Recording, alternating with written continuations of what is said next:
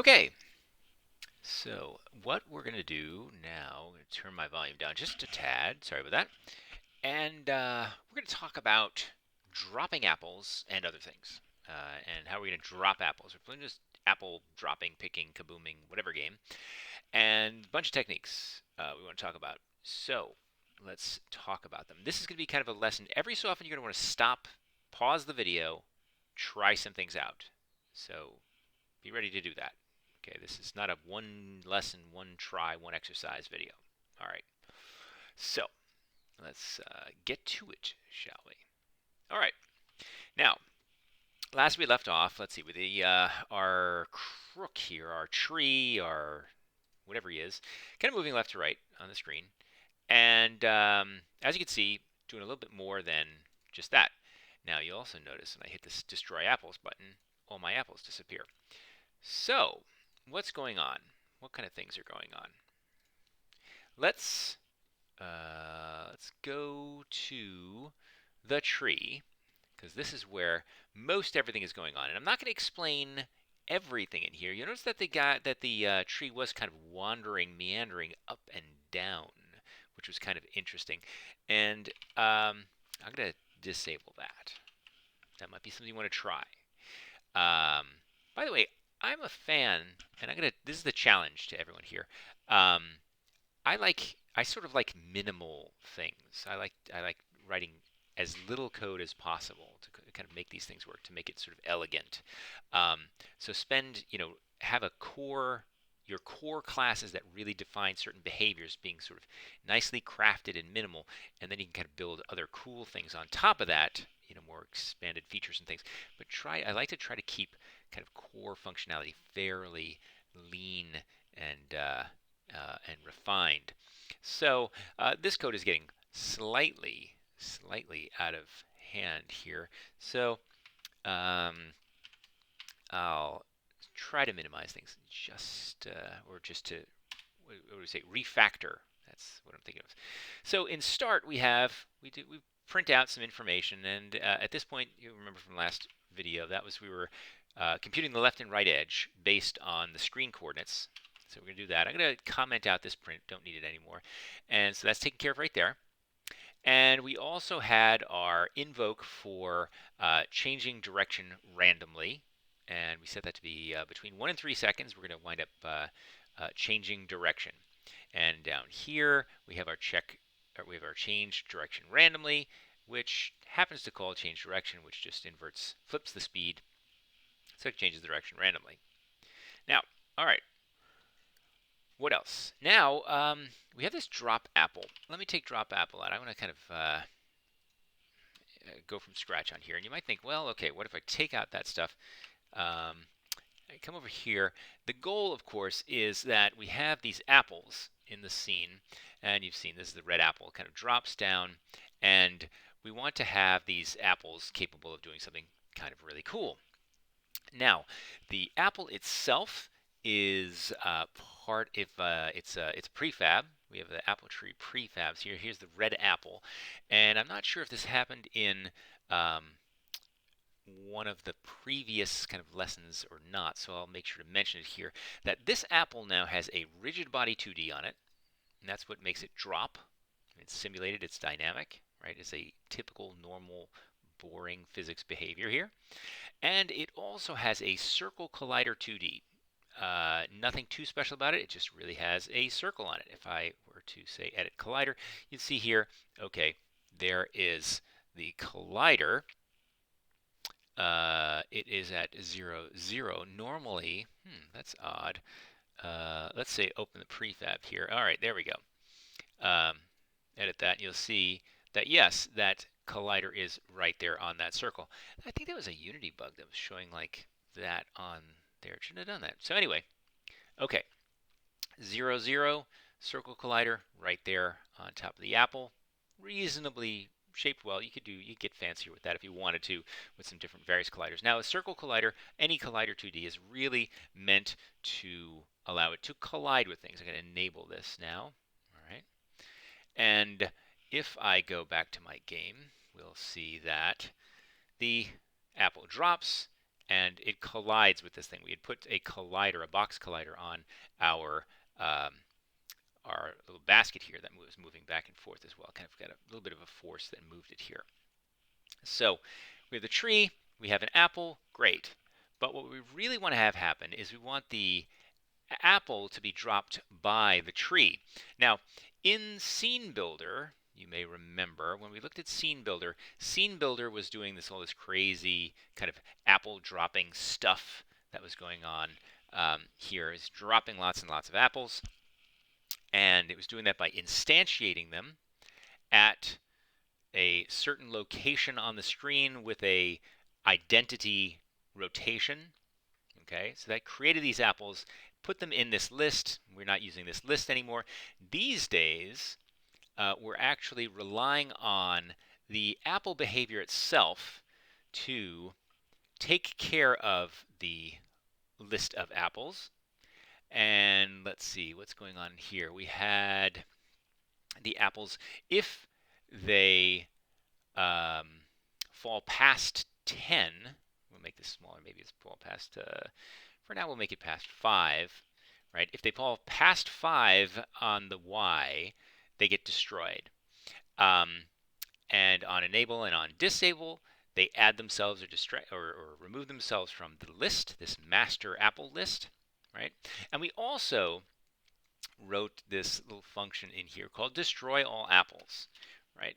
Nice thing about destroy all apples, it would take care of, if I need to destroy all the apples, I can do that. It'll go through the list, destroy all the apples in the list. Nice, simple. Okay. Now, we want to instantiate apples. Now, a common mistake is that people say, okay, maybe here in start of the apples, I should instantiate lots of apples. Now, the problem with that is it's potentially recursive and potentially dangerous, right? Because you can't have apples creating apples. Because if you do, then apples that are created, they're going to create some more apples, and so on and so on and so on. So you're going to create infinite apples. Not a great idea, right? That will definitely choke the system, do all sorts of terrible things. So who should instantiate apples? Well, let's think about this logically. Who's dropping the apples? Of course, the tree is. The tree is dropping the apples. So let's go to tree behavior and say, okay, now we have this behavior here, start. Let's see, the tree is starting, and then randomly, we use this invoke here to move randomly left and right. So why don't we do something similar? So instead of randomly changing direction, what we're going to do is we're going to create this thing called drop apple. Okay, so during start, we're going to call drop apple. And what drop apple does is it's going to do two things. It is going to instantiate an apple. Now the question you might ask is, well, where do you want to instantiate that apple? Right. And the answer, of course, is that the apple should come from the position that the tree is at, because the tree is dropping the apple. So instantiate, this version of instantiate that we use, we say apple prefab transform.position, and we do not spin the apple, right? The apple just has no rotation to it, all right? And the next thing we do is we say, okay, similar to the change direction, we want to do this recursively. We want to say, all right, after we drop one apple, we schedule a time at which we will drop the next apple. So we say invoke drop apple with a drop rate and a little bit of randomness. Okay. So drop apple, that rate there, that drop rate up here, we haven't set it. I believe it's just set. We declared it to be public float, so we can set that from the Unity interface. All right, so we can start it there and see what happens. So save that, go over here, and you'll now see that as the tree moves, it's going to, hopefully, drop some apples. All right.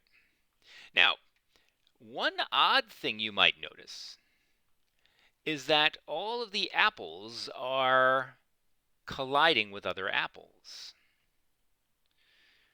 Interesting, right?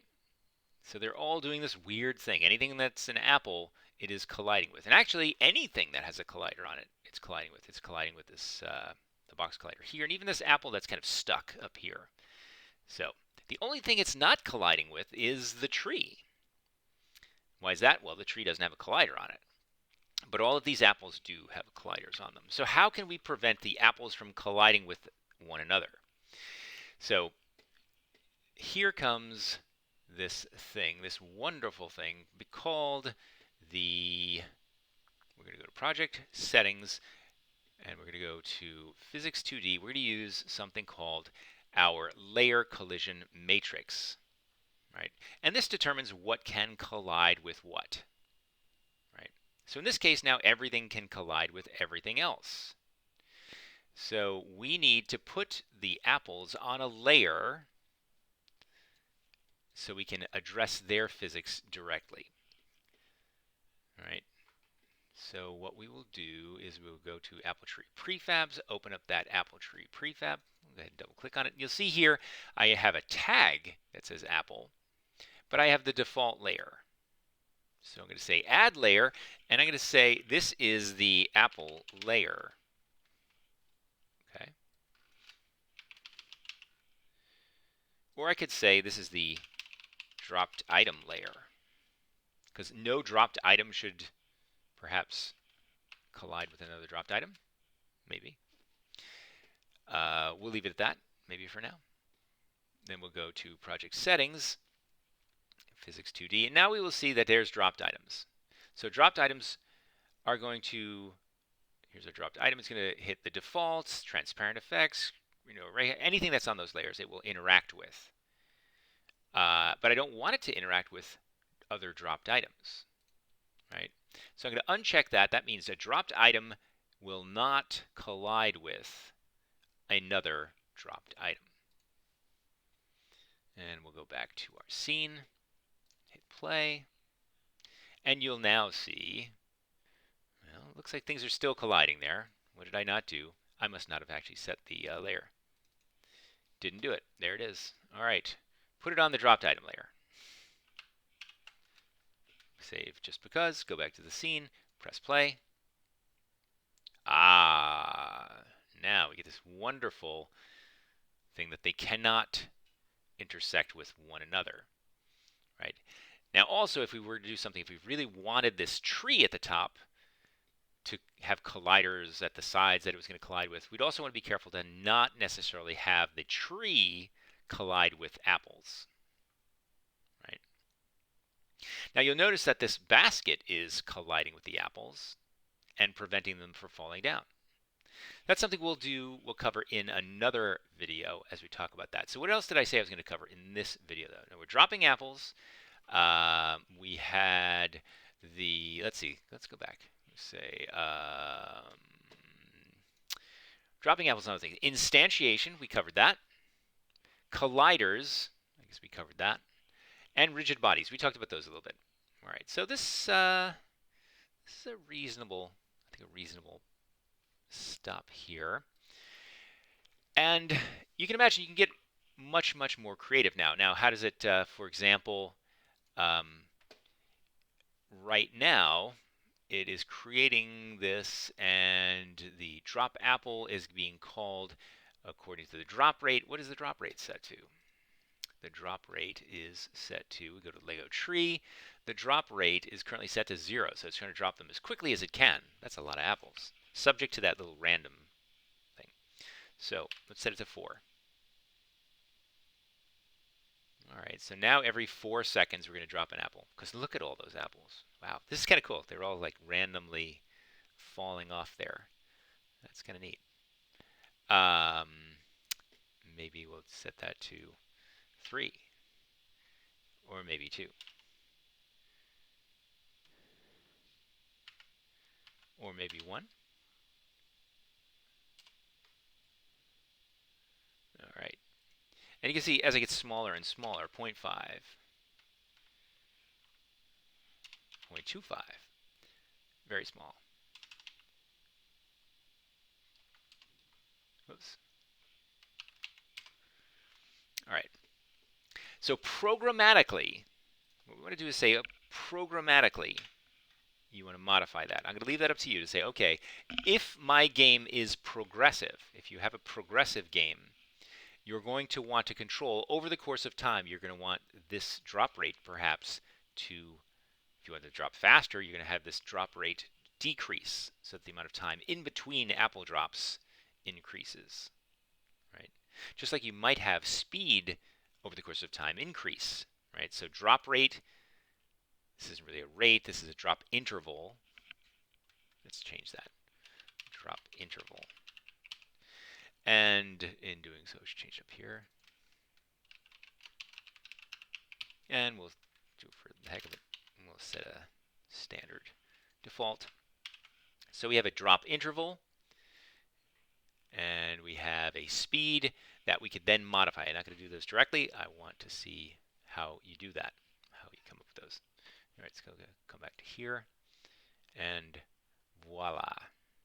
All right, so now that we're dropping apples here, we don't really need these other apples in our scene anymore, do we? The green apple. Go ahead and get rid of the green apple, and we don't even need the red apple in the scene anymore. Right? They're no longer necessary. Right? Now we have this collider here, and now, okay, we'll talk about that next time.